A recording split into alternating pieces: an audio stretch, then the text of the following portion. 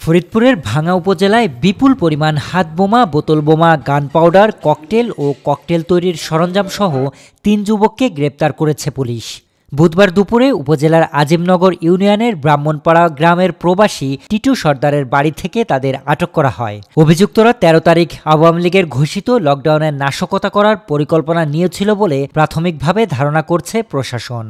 South টাউনে হোক আপনার স্বপ্নের আবাসন, শতভাগ রেডি প্লট, সাথে সাথেই সাফ কাবলা রেজিস্ট্রি। গ্রেপ্তারকৃতরা হলেন টাঙ্গাইল জেলার নাগপুর উপজেলার সলিমাবাদ গ্রামের মৃত আলতাফ মিয়ার ছেলে রাজ ইসলাম, চাঁদপুর জেলার মতলব উপজেলার পাঠানবাজার গ্রামের নূর মোহাম্মদ স্বপনের ছেলে রাকিব হোসেন এবং সুনামগঞ্জ জেলার ধর্মপাশা উপজেলার জালাল মিয়ার ছেলে জুয়েল রানা।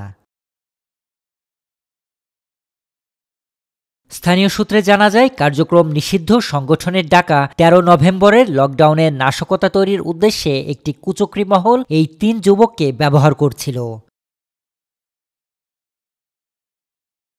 এ বিষয়ে জানতে চাইলে ভাঙ্গা থানা পুলিশ জানান, নাশকতা করার উদ্দেশ্যে তারা বোমা তৈরি করছিল এমন তথ্যের ভিত্তিতে অভিযান চালিয়ে বিপুল পরিমাণ বিস্ফোরক সহ ৩ জনকে আটক করা হয়েছে। বিষয়টি এখন তদন্তাধীন এবং বিস্তারিত পরে জানানো হবে।